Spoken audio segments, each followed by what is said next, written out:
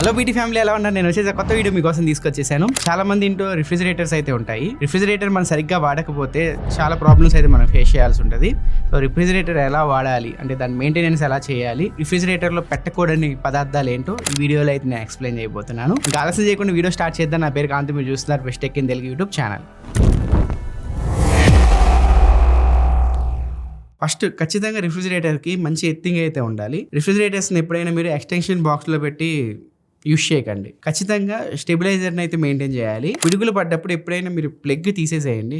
ఏ ఎలక్ట్రానిక్స్కి అయినా, ఫ్రిడ్జ్కే కాదు, టీవీ కావచ్చు, ఏ ఎలక్ట్రానిక్స్ ఐటమ్స్ ఉంటే ఇంట్లో వాటన్నిటికీ ప్లగ్ తీసేసేయండి, లేకపోతే ప్రొడక్ట్ డ్యామేజ్ అవుతుంది. మనం ఫ్రిడ్జ్ పెడతాం కదా, fridge back side at least 3 to 4 inch gap ఉండేలా చూసుకోండి. గ్యాప్ లేకపోతే హాట్ ఎయిర్ మొత్తం మీకు బయటికి సర్క్యులేట్ అవ్వదు. కంప్రెసర్ పైన ఎక్కువ ప్రెజర్ పడి ఫ్రిడ్జెస్ కాలిపోవడం, పేలిపోవడం చూస్తూ ఉంటారు మీరు చాలా న్యూసెస్లో. ఫ్రిడ్జ్ లోపల మీకు రబ్బర్ గ్యాస్కెట్ అయితే ఉంటుంది. దీన్ని కూడా మీరు క్లీన్ చేసుకుంటూ ఉండండి. క్లీన్ చేసుకోకపోతే మురికైతే వాటిల్లో పేరుకుపోయి ఫ్రిడ్జ్ మీకు స్మెల్ వస్తూ ఉంటుంది. రిఫ్రిజిరేటర్కి సన్లైట్ పడకుండా చూసుకోండి.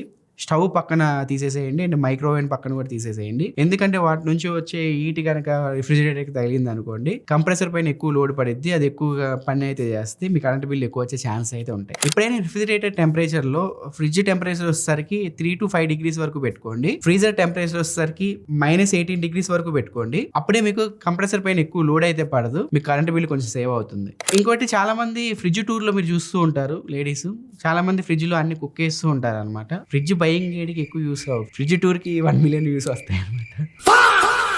రిఫ్రిజిరేటర్ లో ఎక్కువ ఇరికించకండి. ఉన్నాయని చెప్పి కుక్కుతూ ఉంటారు దాని లోపల. ఎయిర్ మీకు సర్క్యులేట్ అయితేనే మీకు కూలింగ్ బాగా స్ప్రెడ్ అయ్యిద్ది. ఫ్రిడ్జ్ మొత్తం కొంచెం స్పేస్ ఉండేలా చూసుకోండి. మనం ఐటమ్స్ పెట్టినప్పుడు అన్ని కుక్కి ఇరికించేసారు అనుకోండి, కూలింగ్ అవ్వదు. చాలా మంది లాంగ్ వెకేషన్స్కి అయితే వెళ్తూ ఉంటారు, ఒక వారం రోజులు అలా.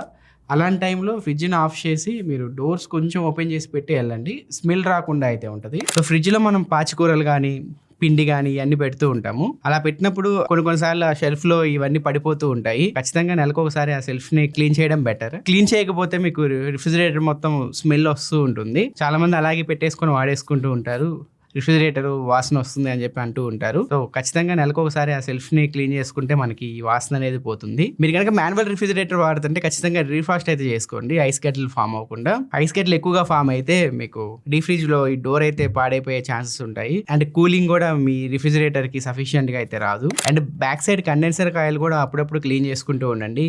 ఎక్కువగా బూజు పట్టడం కానీ, దుమ్ము పట్టడం కానీ జరుగుతూ ఉంటుంది. మీరు back side condenser coil clean చేసేటప్పుడు ఖచ్చితంగా పవర్ ఆఫ్ చేయండి. పవర్ ఆన్ చేసి మీరు కండెన్సర్ కాయిల్ అయితే ముట్టుకోకండి. ఇవి కొన్ని మెయింటెనెన్స్ టిప్స్ అయితే. మీ రిఫ్రిజిరేటర్ ఎక్కువ కాలం ప్రాబ్లమ్స్ రాకుండా రన్ అవ్వాలి అంటే కొన్ని టిప్స్ అయితే పాటించండి. ఇప్పుడు చాలా మంది తెలియకుండా రిఫ్రిజిరేటర్ లో ఏది పడితే అది పెట్టేస్తూ ఉంటారు. కొన్ని పదార్థాలు అయితే మనం రెగ్యులర్ గా వాడేవి పెట్టకూడదు. అలాంటివి ఏంటివో ఇప్పుడు మనం ఒకసారి చూద్దాము. ఫస్ట్ వన్ వచ్చేసరికి టమోటాలు ఫ్రిడ్జ్ లో పెట్టడం వల్ల ఆ కూలింగ్ కి దాని సెల్ స్ట్రక్చర్ అయితే పాడైపోయి మనకి టేస్ట్ తగ్గిపోవడం, దాని టెక్స్చర్ పాడైపోవడం, ఇలాంటివన్నీ జరుగుతూ ఉంటాయి. టమోటాలు నార్మల్ గా బయట పెట్టేసుకోండి, రిఫ్రిజిరేటర్ లో పెట్టాల్సిన అవసరం లేదు. సెకండ్ వన్ వచ్చేసరికి బంగాళదుంపలు, పొటాటోస్. వీటిని కూడా చాలా మంది రిఫ్రిజిరేటర్ లో పెడుతూ ఉంటారు. పొటాటోస్ ఎప్పుడు రిఫ్రిజిరేటర్ లో పెట్టకూడదు. కింద మీకు ట్రేస్ ఇస్తారు కదా కొన్ని రిఫ్రిజిరేటర్స్ కి, దానిలో అయినా పెట్టుకోండి, లేకపోతే మీరు ఇంట్లో కిచెన్ లో అయినా పెట్టుకోవచ్చు. ఒకవేళ మీరు పొటాటోస్ ఫ్రిడ్జ్ లో పెట్టారనుకోండి, దానిలో ఉన్న పిండి పదార్థం మీకు షుగర్ లాగా అయితే ఫామ్ అవుతుంది. దాన్ని మనం బయటికి తీసి పొటాటోస్ ని కుక్ చేసినప్పుడు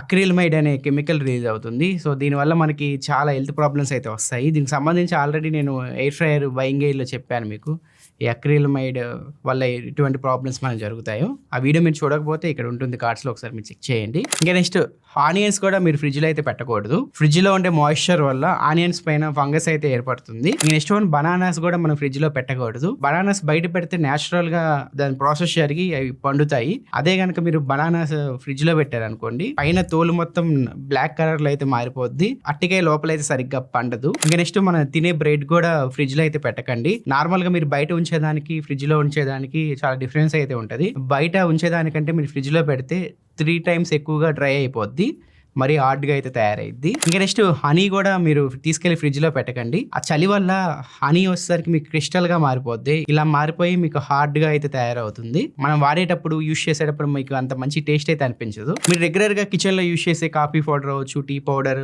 మసాలాలు ఇవన్నీ ఉంటాయి కదా, అవన్నీ మీరు బయట పెట్టుకున్నా పర్లేదు. ఒకవేళ ఫ్రిడ్జ్‌లో పెట్టాలి అనుకుంటే వాటిని టైట్ ప్యాక్ చేసి ఫ్రిడ్జ్‌లో అయితే పెట్టుకోవచ్చు. ఎటువంటి ప్రాబ్లమ్ అయితే ఉండదు. ఒకవేళ మీరు కొత్త రిఫ్రిజిరేటర్ కొనాలి అనుకుంటే ఏ టైప్ కొనాలి? ఎంత కెపాసిటీలో తీసుకోవాలి? పవర్ కన్జంప్షన్ ఎలా కాలిక్యులేట్ చేయాలి? వీటికి సంబంధించి ఒక లాంగ్ ఫార్మాట్ వీడియో అయితే చేశాను. ఆ వీడియో చూస్తే మీకు ఒక క్లారిటీ వస్తది. రిఫ్రిజిరేటర్ కొనే ముందు ఏ పాయింట్స్ కన్సిడర్ చేసుకొని మనం రిఫ్రిజిరేటర్ కొనాలో. ఆ వీడియో చూడకపోతే వీడియో ఎండింగ్‌లో అయితే నేను పోస్ట్ చేస్తాను. ఒకసారి మీరు చెక్ చేసుకోండి. ఇది ఫ్రెండ్స్ ఓవరాల్‌గా ఈ ఫ్రిడ్జ్ మెయింటెనెన్స్ గురించి, ఫ్రిడ్జ్‌లో ఏమేమి పెట్టకూడదనే పదార్థాల గురించి మీకు ఒక క్లారిటీ వచ్చిందని చెప్పి నేను అనుకుంటున్నాను. ఇంకా చాలా ఉన్నాయి.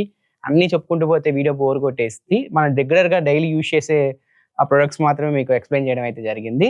ఈ వీడియో మీకు హెల్ప్ అయింది అనుకుంటున్నాను. ఒకవేళ వీడియో నచ్చితే కింద లైక్ బటన్ ప్రెస్ చేయండి. దాని మరిన్ని యూజ్‌ఫుల్ కంటెంట్ కోసం ఏం చేయాలో తెలుసు కదా, మన ఛానల్ సబ్స్క్రైబ్ చేసుకొని ఫాలో అవుతుండండి. నా నెక్స్ట్ వీడియోలో మరొక ఇంట్రెస్టింగ్ టాపిక్‌తో మీ ముందుకు వస్తాను. అంతవరకు సెలవు తీసుకుంటున్నాను. By by.